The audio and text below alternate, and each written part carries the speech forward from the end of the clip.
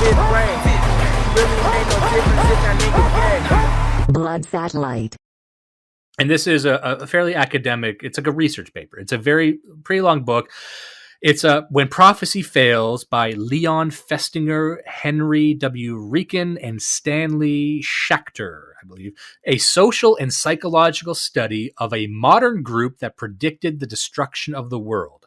So what this book is about is they followed this group. They're sort of like a doomsday UFO cult. And we'll get into the specifics of what they believe. But it was following them and taking a very academic sociological perspective of what happens to a group when they predict the end of the world and give a date. Oftentimes they'll give dates for this and it doesn't come to pass. What happens? What happens physically, psychologically? What happens to the group itself? And it's like I said, you can probably apply this to a lot of modern phenomena you've seen, but I'm not going to really go down that road. But I do think there's a lot of stuff in here that I found really interesting. And the whole study would have happened in around, I believe, the 50s and 60s. The pre-internet, all that stuff is pretty old. It gets referenced a lot, kind of like the Milgram experiment and stuff. And it has its detractors. And I'll lead with one of the detractors. I'll lead with the main criticism of the study, and it's very, very detailed, very, very comprehensive. But to get the data that they had in the study, the researchers and the scientists actually embedded themselves in the group. Oh, shit. So they actually reported from the inside what they were saying, what was going on. So it wasn't just, and they didn't know. The group didn't know that they were essentially rats. So the claim could be made that because of this, they weren't hands off. They were actually involved in it and perhaps even guiding it. So you can't say, scientifically that this occurred in a vacuum. However, when you're dealing with sociological stuff, can you really have an experiment in a perfect laboratory condition? I don't think you can. So, and they did as good as they could without letting these people know that they were being observed, because they didn't know they were observed. They didn't know that they were having these reports made about them. However, from the perspective of the group, let me just also lead with this, is because obviously the end of the world didn't happen. Okay. They could also say that, the aliens broke off contact with us because they knew that members of our group were not pure of heart or pure of intention, right? So that's what they could say, the group themselves, or the people who believe in the group, who believe that they may have been on something. They'd say, the entire thing was corrupt because up to a third of the group was researchers. I will say that. So up to 1/3 of the people involved in this were actually, reporting back and were planted there, which I can't help but draw parallels to modern political movements where it turns out like half of the group that gets arrested and rolled up are feds. Or going down to a protest and there's like 30 guys on the front line with black masks and then 80 reporters with cameras and press suits behind them. Yeah. So like I hear those criticisms, and I think they're valid enough. Although I don't think if you're doing a sociological study, you can't have a perfect laboratory condition. Yeah, exactly. But I will say that it is funny that a fucking third of the group was not genuine, and just like, and they didn't know, and it was just that's kind of sad. But anyway, the thesis of the book is that as a group is challenged, as like they make a prediction and then the prediction doesn't come true, or they're kind of left out to hang, they become stronger in their beliefs and become more adherent to the beliefs and kind of double down and hunker down in their beliefs. That was kind of their leading thesis going into it. And what I liked about this case study is that there was no sexual or financial motivation. So when you talk about cults, a lot of people, when they think of cults, they think, it's a cult of personality with some big leader and he's fucking all the guys' wives, or he's got like a brood of children, or it's a grift and they're trying to get people's money. And that wasn't the case in this at all. And it was a relatively small group too. I think at its peak, it might have been like 20 people, but it had a core of like 6 people. But there was none of that. So what I liked about this was these things can exist absent any sort of capitalistic or sexual motivation, that these can happen with the best intentions from people. So some people, another direct comparison you can make is a Scientology. There's actually a lot of overlap between this group and Scientology. But Scientology would say, oh my God, that's about all kinds of stuff. It's about money and stuff. But this wasn't. And that's why I like this as a case study. So here's what it is. Here's what happened was it was this woman named Dorothy Martin, and she was a fairly old woman. I think she was retired, but she claimed that she could speak to otherworldly entities, including her dead father, through automatic writing. And what's automatic writing? Well, you don't really hear of it anymore, but since this took place around the 50s and 60s, it was more popular back then. So it's just you kind of empty your mind and start writing. Greetings, my dears, in love and light. How to do automatic writing. That's channeling through writing and download that way.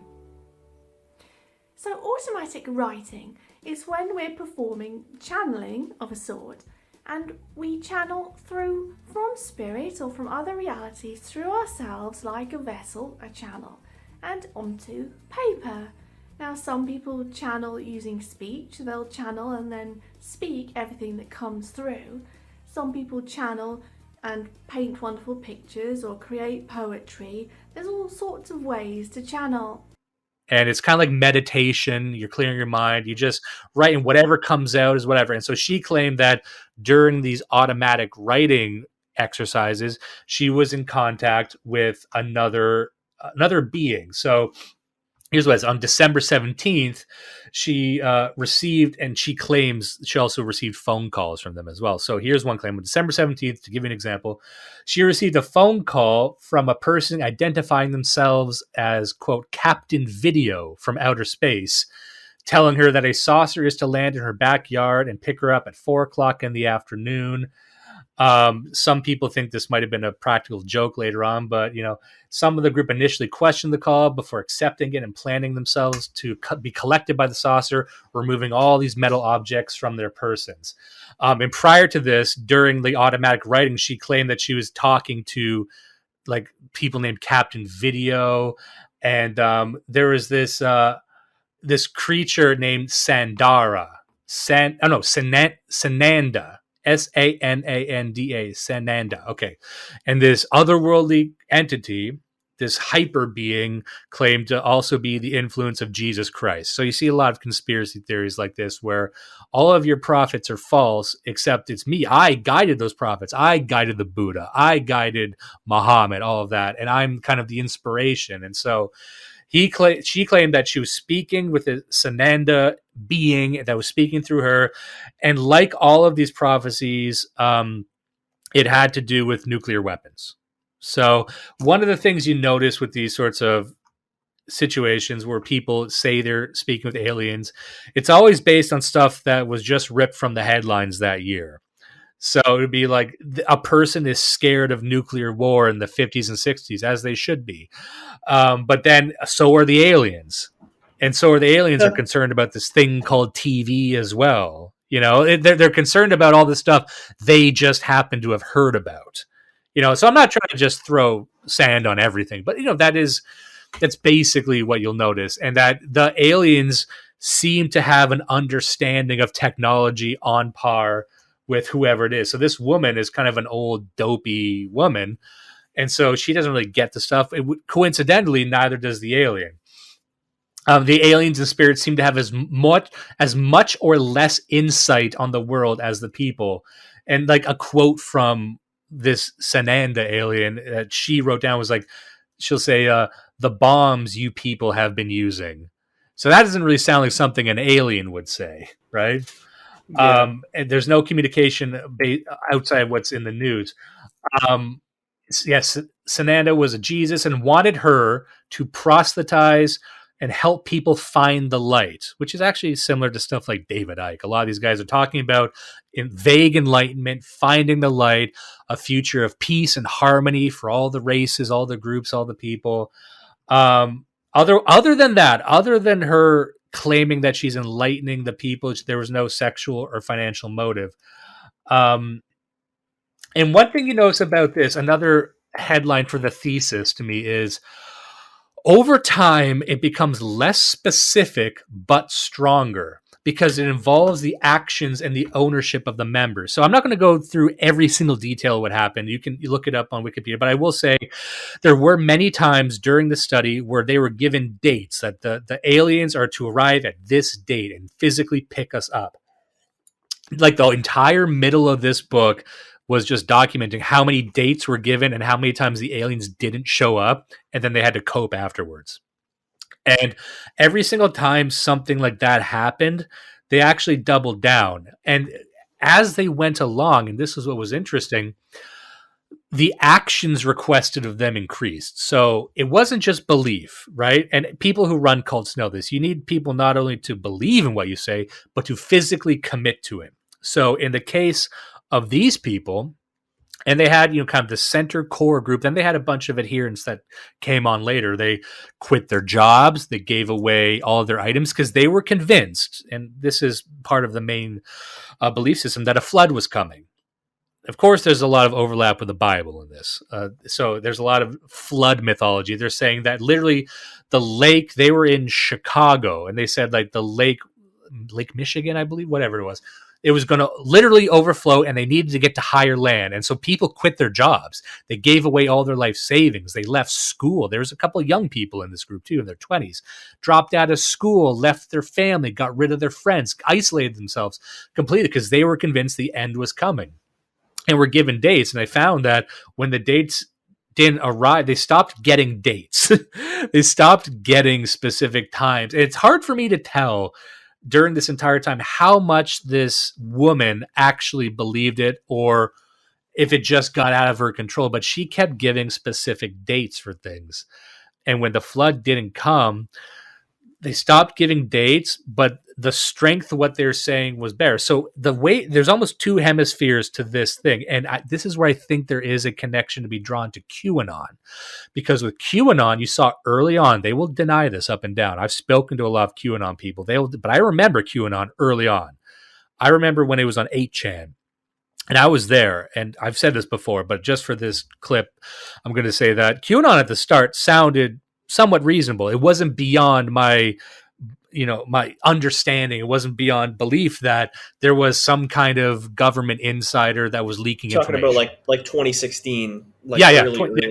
The first few months back when like Milo Yiannopoulos was working for Breitbart, because he was actually on 8chan asking to interview people. I remember. No, I had the same feeling. Like during the election, there was so much crazy shit going on. It was totally conceivable that there was somebody out there. So and frankly, I'm surprised it doesn't happen more often. But the idea that someone would be leaking information, like that's not UFOs. That's just a guy saying that the deep state's scared. I'm like, probably they're scared. That's what they do. They're scared all the time.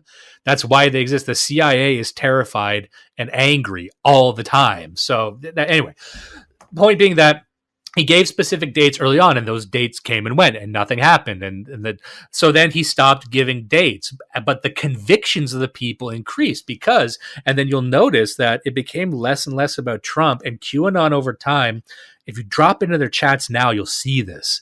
They became more spiritual, because I don't think Christianity was a big thing in QAnon at the start. I didn't see it anyway.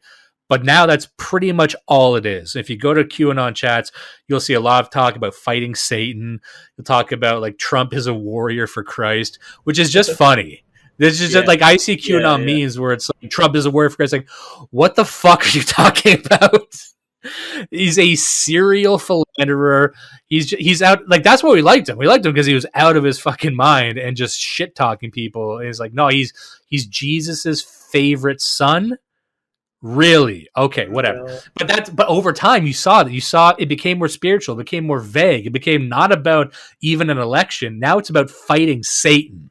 Now it's about fighting the forces of evil, which, even though that becomes more vague over time, people are more passionate about it than ever before. And you saw the same thing happen here, where by the end of this, they gave up on the doomsday prediction at all. So there was this at the end of it. It was great. At the end of this thing, it kind of broke apart, and they were saying they started talking about like they saved the world. So it started off with them saying, we got word from aliens that a flood's coming, and we're trying to save ourselves. We're trying to be Noah. We're trying to be we're making an ark, and their version of the ark was getting on top of a fucking mountain, like in Waterworld, and just survive the flood. But then, once everything fell apart, they elevated themselves to the role of we prevented the flood. The fact that there wasn't a flood is because of the power of our belief. And I kind of see that in QAnon, and I kind of see that in a lot of other groups where the failure of their projection is evidence of their power. You know what I mean? So that's kind of the cope that you see. So, and also, like, you need to not only have belief, but commitment and a social support and a definite prediction of urgency. So even if there's not a date, you can figure out how to code urgency into things without a date. I think that's what a lot of these groups have mastered. And another thing that I noticed with this group, and this was mentioned at the beginning, that there was a lot of overlap with Scientology. So this woman, when she started what was essentially her own religion, that's kind of what it was on a very small scale, it was her own religion. She already had connections and networked with Scientologists. And this would have been way, way back in the day before anyone knew anything about Scientologists. It was kind of an upstart, this thing. It was still called Dianetics. You know, It was just this new thing. So what I found was the people pulled into this thing were actually already in separate conspiracy and kind of fringe spirituality groups. I think that's overlooked a lot when the success of these groups or the existence, that they're not actually pulling from the public. They're pulling from people who already go to UFO conventions and are already sold on this, but they're kind of looking for a place to land.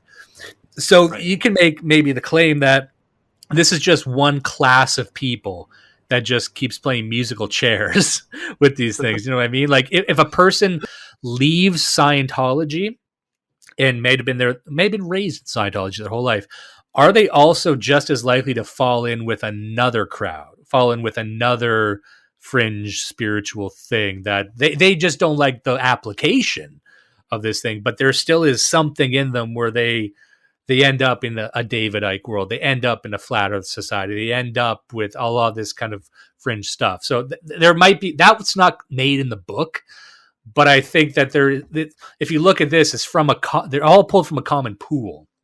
So I just thought that was kind of an interesting thing to point out. There's a quote here on page 44. It's a quote from the alien I wanted to give. So on April 24th, several messages provided this information. Quote, "We are coming through your atmosphere and being seen by your astronomers.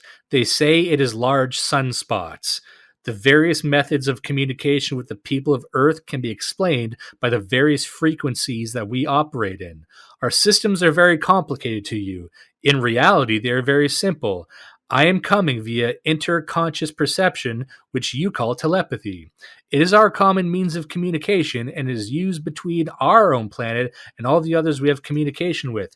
How many, you ask? We cannot number them for you have not enough paper to write all the zeros on." Oh my God. This is staggering to you, for we have been learning for millions of years. We know no death as you do.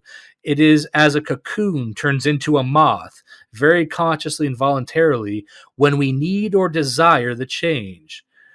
We never go back to the former earth body. So that's kind of, you can see how a woman who just likes sci-fi would come up with that. You know what I mean? Yeah. The theremin, that which records our thoughts, actions, you have heard was really from Ceres. It is the engine-like affair that we use for timing the vibratory impulses that come from your Earth. This communication is being recorded by your theremin. It looks much like a large looking glass, and your thoughts are recorded on it as quickly as you think. So again, like the fact that like an alien would be like, this is a lot like a moth or a mirror, one of your mirrors. Like it's just very much like a dumb woman's idea of technology. Yeah. I just that was a quote that I found. That's another thing that I kind of want to circle back on, that nothing here is actually being invented out of whole cloth. Like the QAnon thing, a lot of the flat earth stuff, nothing is really being pulled from a central source. It's patchwork.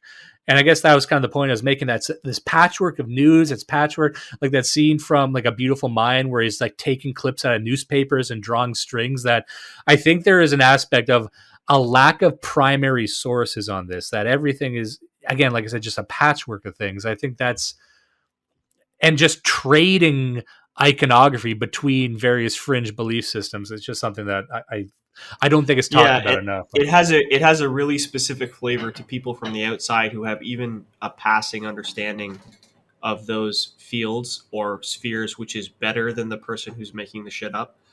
It's a very specific. I can't describe, but I've known people like this. Like my old boss in Canada was one of these people who believed he had a special understanding of gravity and physics. Like he was a flat Earth type guy, and he would always try to explain it to me. And I'm like, look, I don't want to be like an asshole about it, right? But I mean, a lot of the stuff that you're saying is instantly contradictory or dumb just on its face. And you're my boss, so I'm not going to say anything. But it's that same thing, like you say, like them talking about mirrors or talking about sunspots. Okay, so this is written by somebody who doesn't know anything about sunspots or mirrors or narrative or writing or science fiction. Like, oh man. Yeah, well, I'm trying to. Who's the name of the guy? Hold on a second. Sorry, I just had to look up something because that reminded me. Just to give another example, that Terrence Howard is the actor. So he was like the black actor. He was in the movie Hustle and Flow. He was also in the first Iron Man. He was in this show, but he did something kind of similar because he was famous for saying he claims he wrote a paper saying that 1 × 1 is not 1. And that it was this whole mathematical concept he was pioneering. And it was obviously stupid. It was one of the dumbest things you ever heard. But he got notorious in Hollywood for being this guy who's like, I've proven that 1 × 1 is actually 2. And he broke it down. Does 1 × 1 equal 2? Well, let's put it this way. Anything in nature, Newton's law is the basic that we go to understand anything in nature. So Newton's third law says that every action has an equal and opposite reaction, right? Okay. So if 1 × 1 equals 1, then here we have an action and an action without a reaction. It's something that universally could never take place. Okay. We can never get to 2 if 1 × 1 equals 1. He is a guy who doesn't understand mathematics. But right. He knows. No, that's exactly it. Yeah, so he broke it down in like almost a metaphysical way. It's like, what is 1? What is the space around 1? Because 1 exists and has space around it. It cannot interact with something with space. Like he's just kind of, again, a patchwork of understanding. And it's like, so I prove that all math is wrong.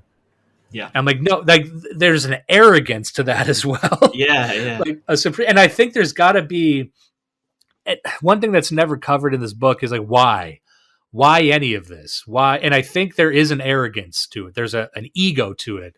And I don't want to claim that they're bad people. I don't think they're bad people. I think they're confused people.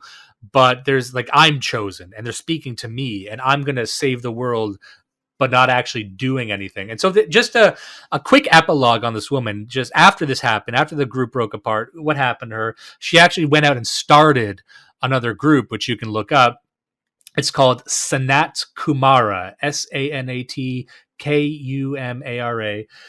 So this was founded, I think, around the mid-90s. Sanat Kumara is an advanced being at the cosmic level of initiation who is regarded as the Lord or Regent of Earth and humanity. So this woman basically went out and started a new thing. Essentially the same creature that she claims she's in contact with. And all throughout the I'm just reading the Wikipedia right now. Sanat Kumara is often referred to as an advanced human master, which in reality, his consciousness is as far evolved from a human master as a master human is from an animal. And there's also a subservient group in there called the Great White Brotherhood. Hold the fort!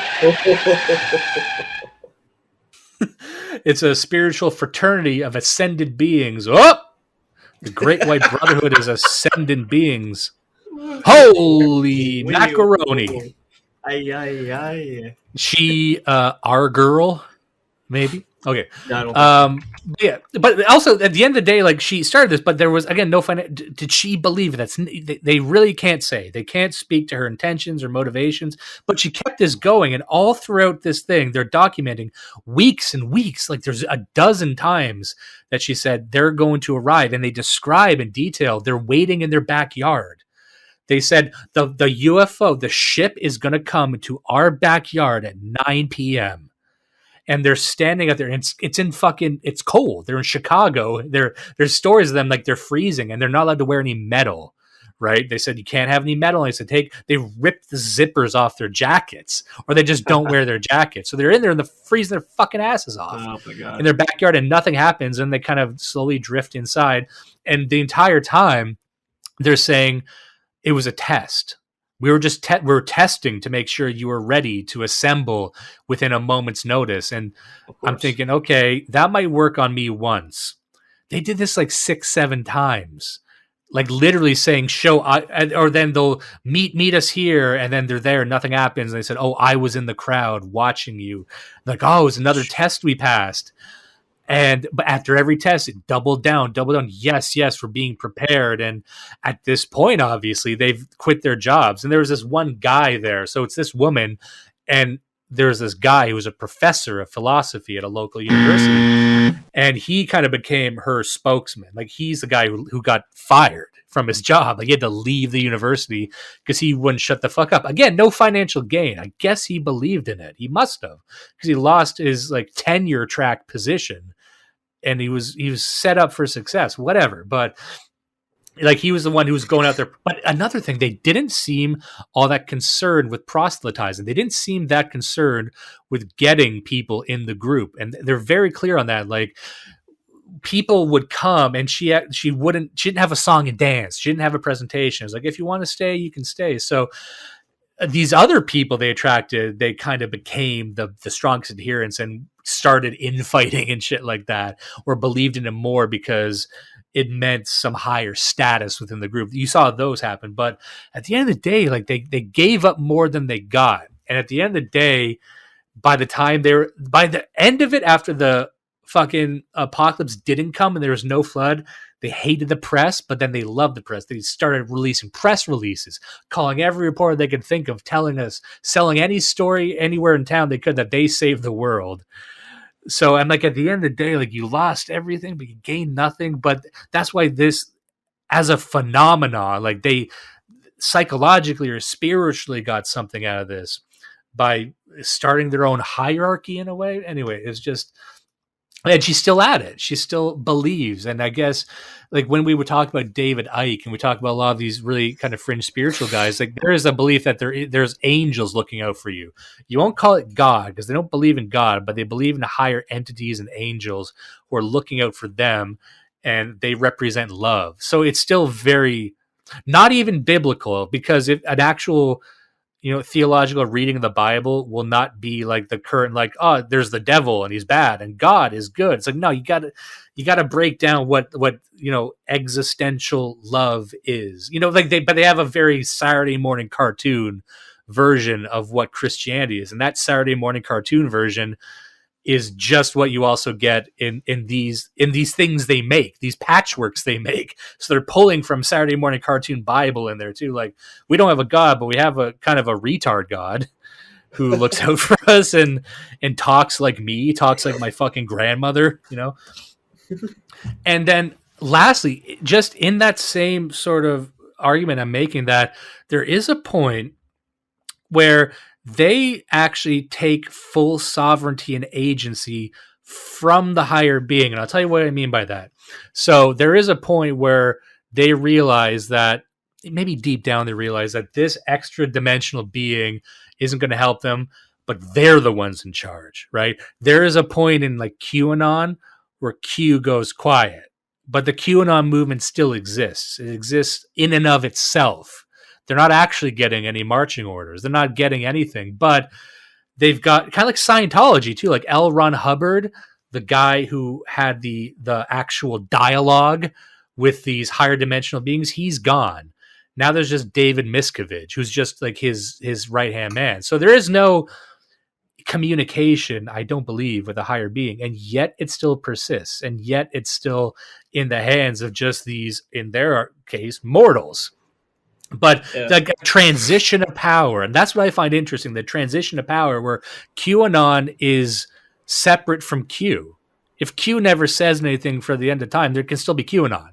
and it's got its own perpetual motion machine, and that's what I find most interesting. That, and just like the Sanat Kumar or just this book, it's like eventually they knew that this thing wasn't coming back, yet they were still proselytizing. They were still messiahs.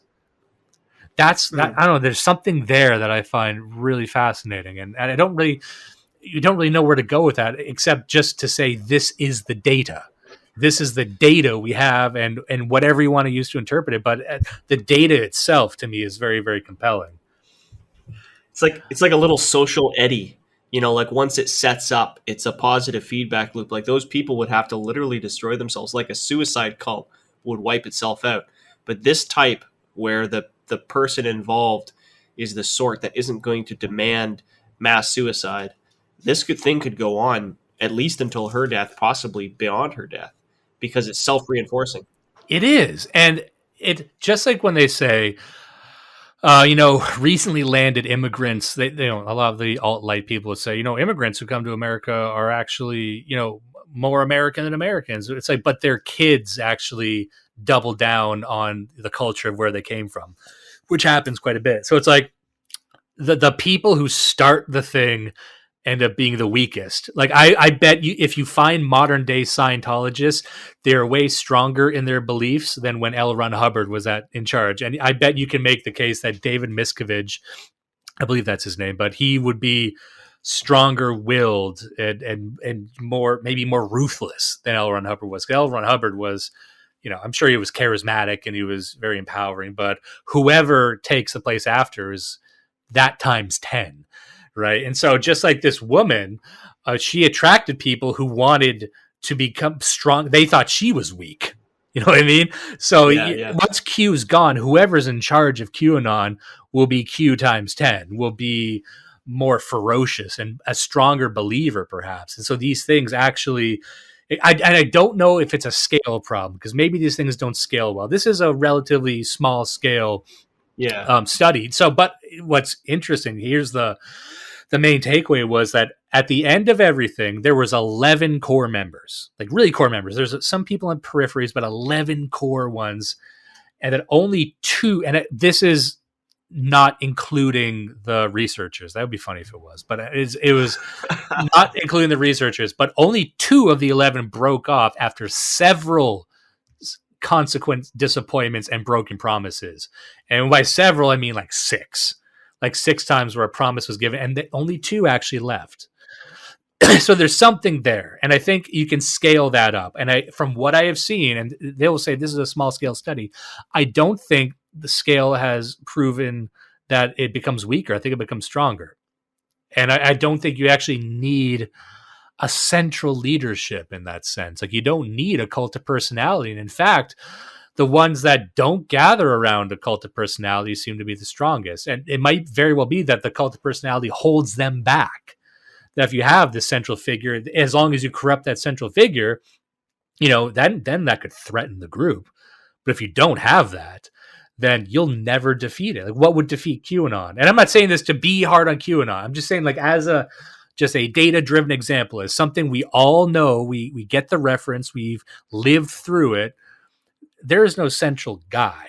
It's not for financial gain, but it's as strong as it's ever been and as vague as it's ever been.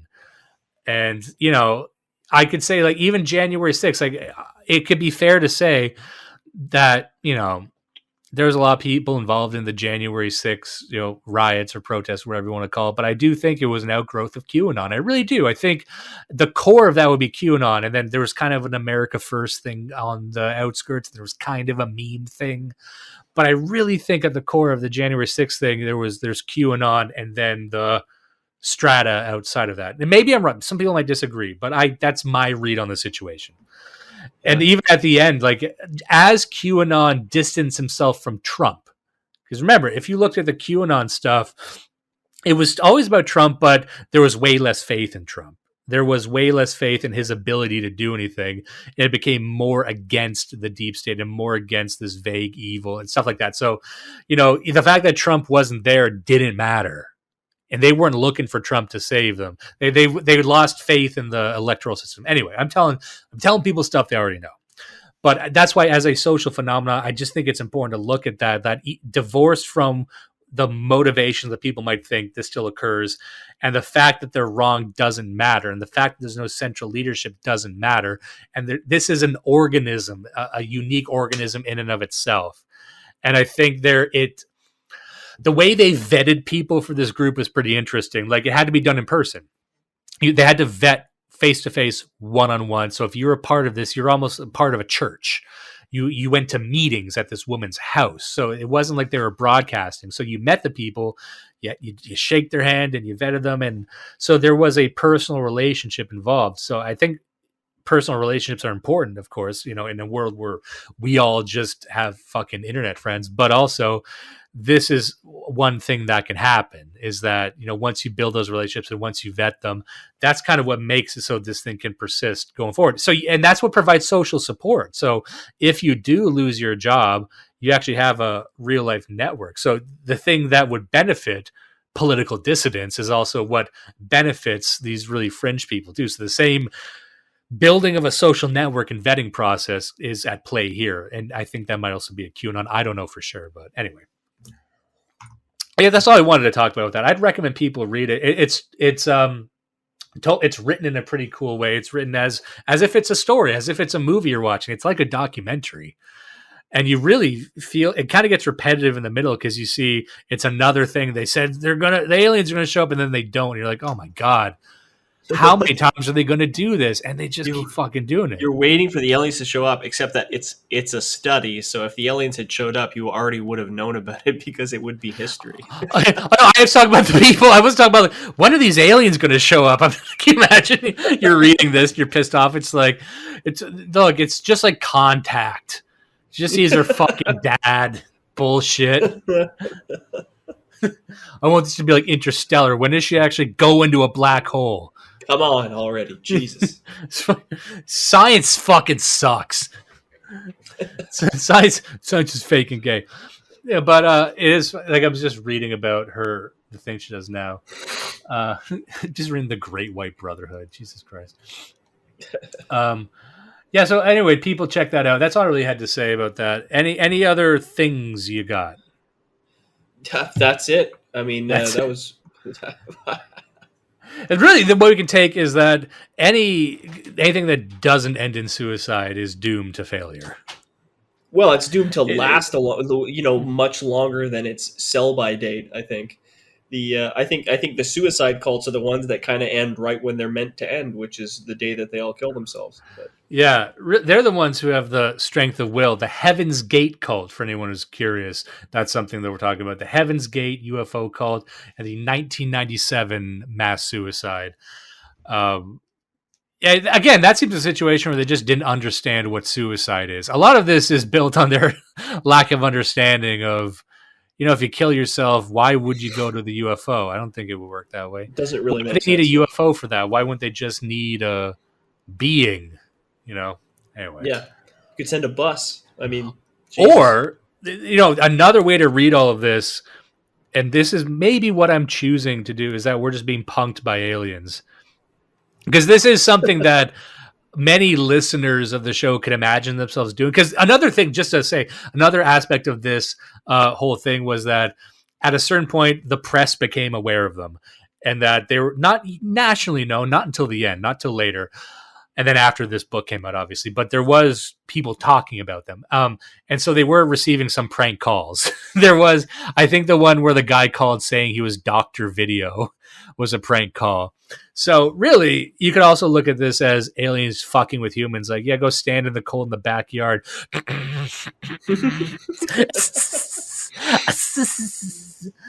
Just after a while. And again, the aliens, like us, would just feel bad after a while. Like telling, a person with, like, if you're just fucking with a person with Alzheimer's, yeah, you're doing it once is bad. If you're doing it four times, there's something wrong with you. Our planet, and the U.S. specifically, is like a intergalactic lol cow, and the aliens come around and just fuck with it. And then, the A-log alien was like, yeah, you should kill yourselves. And then all the other ones like, dude, they did it. They actually killed themselves. This isn't funny. Stop. And that's when they all leave. And it's like, we don't have any like UFO sightings for a while. It's like, yeah, because Heaven's Gate fucking killed themselves. Now it's just like you always bring up a cargo cult. Like we're just trying to recreate alien encounters because for a while in the 60s and 70s it became, and the 90s was the last time it was cool. Then some guy went too far and now it's like, okay, guys, what's wrong with us? We're supposed to be the advanced intelligence. Do not let the rapists win. Listen and love Blood Satellite.